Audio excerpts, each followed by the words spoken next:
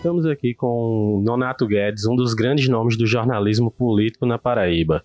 Nonato se destacou durante toda a sua carreira pela cobertura política. Bom dia, Nonato. Você poderia nos falar alguns casos que marcaram a sua carreira jornalística na Paraíba e qual teria sido o momento mais difícil de fazer cobertura política nesse estado? Olha, Anderson, eu me senti feliz por ter entrevistado personalidades da vida pública nacional, inclusive ter acompanhado na TV Cabo Branco a campanha presidencial de 89, entrevistando personagens como Ulisses Guimarães, como Mário Covas, como Fernando Collor de Mello, Lula, que estava lá dentro do estúdio. Eu tenho fotos com entrevista com Lula, Leonel Brizola, né? Mas também teve, isso aí foi a parte jornalística que me cumpria levar a cabo. Mas também teve momentos difíceis. Por exemplo, eu era superintendente do jornal A União, no governo de Ronaldo Cunha Lima, quando houve aquele célebre episódio do Gulliver, em que Ronaldo atirou no ex-governador Tarcísio Buriti. Aqui teve mais do que uma repercussão, teve uma comoção nacional. A Veja deslocou um repórter, o Eduardo Oineg, da Veja, chegou aqui em João Pessoa à noite, com a recomendação expressa de fazer a capa da revista, porque ia ficar embargado até ele pegar as informações. Foi bem. E aquilo causou comoção na Paraíba, até pela figura carismática de Ronaldo e também pelo respeito que se tinha, pela admiração por Tarcísio Buriti. Em relação a Ronaldo, dizia, se um poeta não atira e tal, bom, havia todas aquelas coisas todas. E o fato é que já no final da noite, que eu denominei de A Noite de São Bartolomeu, eu fui para o jornal A União definir, como superintendente, de que forma o jornal iria tratar o episódio. Fui para lá e para cá e tal, tinha que levar em conta uma série de ponderações. Uma delas era salvar a pele jurídica de Ronaldo, porque se a União dissesse claramente que ele tinha atirado em Buriti, isso podia ser usado contra ele. E eu achei que não devia dar uma de herói, nem ser covarde naquela ocasião. Então, liguei para 3 profissionais de imprensa da Paraíba da maior respeitabilidade, pedi orientação e deles ouvi essa frase que não queria estar na minha pele. Bom, então eu fiquei na minha pele e coloquei um título que foi alvo de gozação no primeiro momento, mas depois foi absolvido e até incorporado na própria TV Cabo Branco. Dizia mais ou menos o seguinte: incidente no Gulliver leva Ronaldo a se afastar do governo. Bom, outros jornais trataram como atentado e o Correio da Paraíba foi de um preciosismo a toda prova quando disse Ronaldo atira em Buriti em legítima defesa da honra. Então eu achei que tinha feito a minha parte e avaliei ainda a possibilidade de pedir exoneração de A União, mas achei que não levaria a nada e nem entraria na história. Eu era uma figura menor do contexto, né? Então, esse foi o momento mais difícil da minha vida. Foi o momento mais difícil. E eu digo a você, o que é que me confortou depois? Foi ter mantido a amizade dos dois, de Buriti e de Ronaldo Cunha Lima, até o último dia das vidas deles. Buriti ligava para mim aqui, na minha residência aqui em Intermares, e dizia em tom de ironia, de brincadeira: ô Nonato, você tem visto o atirador e tal? Era uma forma dele descontrair comigo e tal. Então, mas eu mantive a amizade com ele e o respeito, porque essa foi fundamental na minha relação. Outra coisa que eu queria tentar mais ou menos encerrar essa parte aí é o seguinte: a minha relação profissional aqui, ela se impôs não na base de assessorias. Eu não cheguei em João Pessoa trazido por grupo político e nem por chefe político. Eu vim por uma decisão profissional, né? A convite do Correio da Paraíba, através de Aloysio Moura, que foi me buscar na cidade de Cajazeiras, a quase 500 quilômetros aqui de João Pessoa. Então, nunca me vinculei a partido político, tinha minhas tendências ou preferências eventualmente, mas sempre fui educado na escola jornalística de que deveria abrir espaço para as duas tendências, e não deveria, sobretudo, não deveria brigar com fatos. Então, por mais que eu gostasse, eu tivesse simpatia por um líder político, se o fato fosse desfavorável a ele, não havia o menor perigo de que eu fosse dourar a pílula e dizer que ele era o favorito ou ele era favorecido nisso ou naquilo. Então isso me deu o grande trunfo que eu consegui na minha vida e do qual eu me orgulho profundamente: a minha credibilidade. Porque credibilidade é fundamental. e sem ela você não vai a lugar nenhum. Você não tem o respeito de ninguém, nem dos seus filhos, nem da sua mulher, e muito menos do pipoqueiro da esquina, como se diz. O que eu quero deixar claro já numa espécie de resumo da ópera é o seguinte, é que todo esse aprendizado para mim valeu demais até. Continua valendo.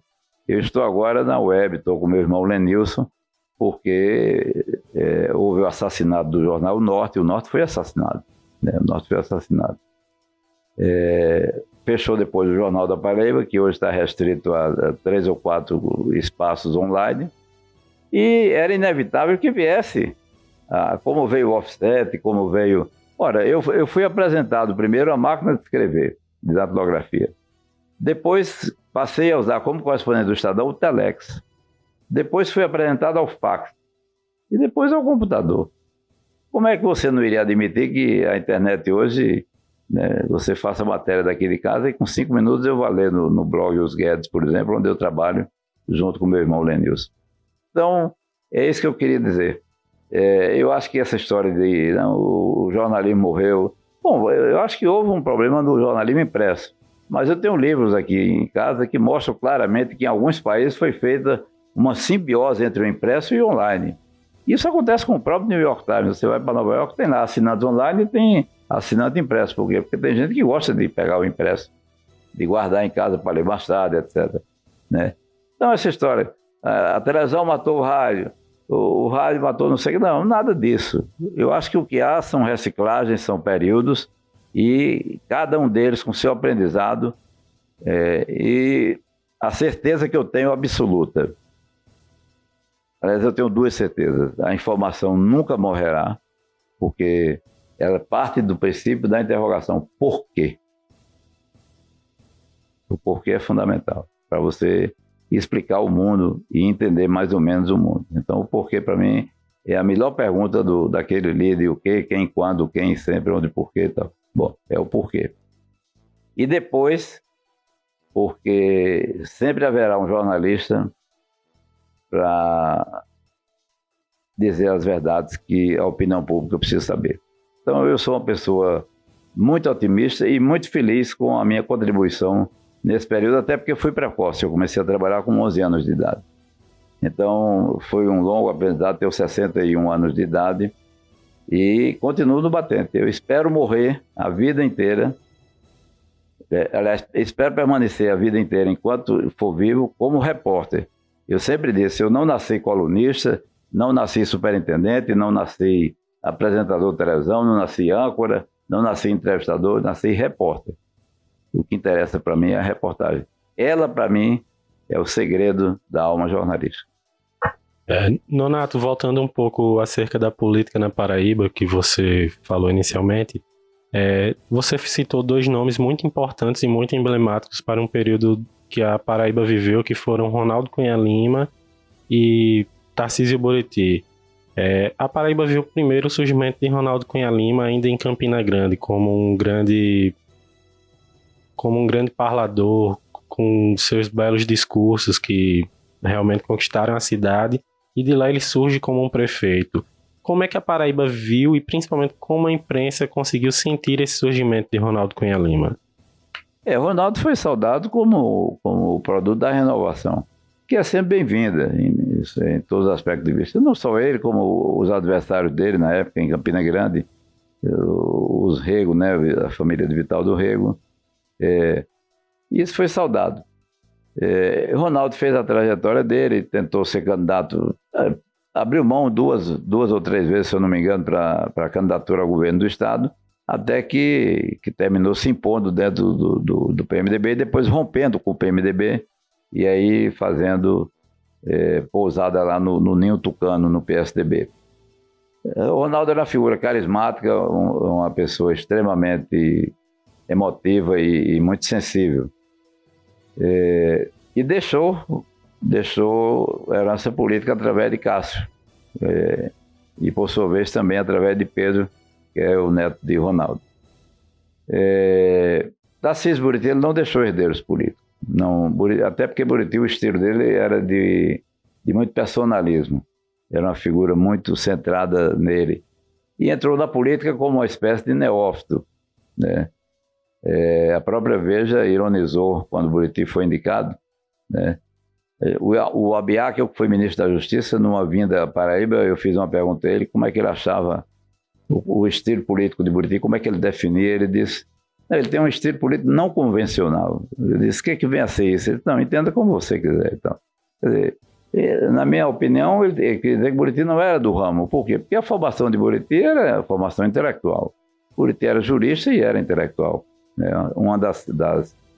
Um dos melhores papos intelectuais que eu já tive na Paraíba. Ele chegava na TV Cabo Branco, a gente falava muito, era um tema que ele gostava de abordar, a República de Weimar, que foi o embrião do nazismo na Alemanha, e ele chegava, a gente ficava conversando e trocando impressões sobre livro. Então, quando eu dizia, governador, eu comprei esse livro aqui sobre a República de Weimar, ele disse, bom, agora tem um melhor ainda com 600 páginas em papel bíblia. Então, quer dizer, você não acompanhava nunca o raciocínio intelectual de Buriti, não tinha como.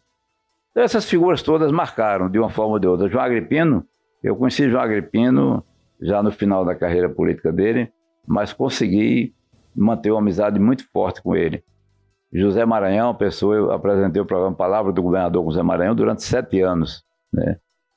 Antônio Maris, para mim, a figura emblemática, é pena que tenha sido, como foi chamado, o breve, porque não teve saúde para poder governar o estado da Paraíba. Aliás, teve uma expressão que ele usou numa conversa com o Ronaldo Cunha Lima, foi muito forte. Ele disse, Ronaldo, quando eu tinha saúde, eu perdi o governo. Quando ganhei o governo, perdi a saúde. Então, essas figuras todas marcaram a Paraíba. Eu não vou nem me reportar a José Américo de Almeida, que é mais atrás, a Pedro Gondim. Eu vou falar de um pessoal com quem eu tive mais aproximação. Hernani Sátro mesmo era uma figura a par da ideologia dele, mas Hernani era preparadíssimo, era um político altamente preparado, tanto que foi relator da lei da anistia. Então, todas essas pessoas, eu tive o privilégio de conviver com elas. Eu posso dizer, eu convivi com ela, o Wilson Braga, um cara que eu não posso esquecer, o Wilson lá da região do Sertão, que montou os pilares do projeto Canaã, eu acho que pela sensibilidade dele com a problemática do semiárido, etc. Então, Ivan Bichara, de Caiazeiras, quer dizer, todas essas pessoas deram a sua colaboração, né? Foi o que eu deixei claro no livro que eu lancei, A Fala do Poder, que traz exatamente discursos de posse de governadores num arco temporal de 46 anos da história política da Paraíba. É uma, como disse Marcondes Gadelha no prefácio, é uma proposta totalmente inédita na história da Paraíba. E esse livro abarca de João Agripino em 65 a Ricardo Coutinho no primeiro mandato dele em 2011. Então eu acho que a Paraíba sempre teve grandes nomes na política, né? Aqui e acolá tem algumas mediocridades, mas elas são expelidas pelo próprio eleitor. E eu acho que, no geral, a Paraíba ela tem que se orgulhar da sua representação política ao longo dos anos.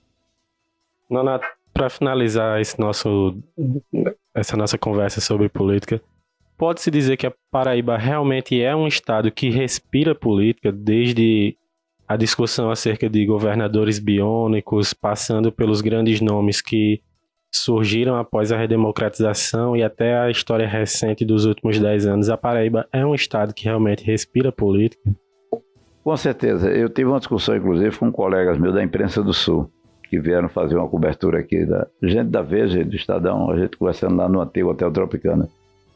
E me disseram, Nonato, a Paraíba é muito politiqueira, né?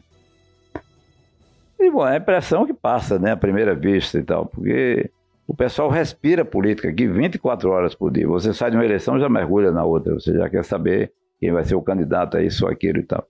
Não deixam nem apurar o resultado das eleições. Agora, eu prefiro achar também que em meio a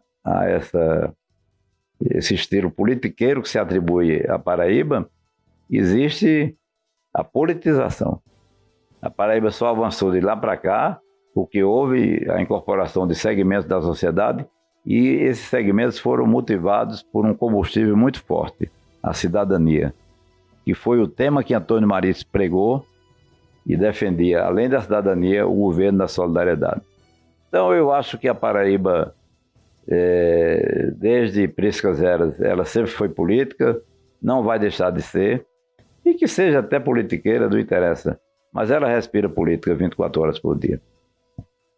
Muito obrigado, meu nome é Anderson Costa para o portal Polêmica Paraíba.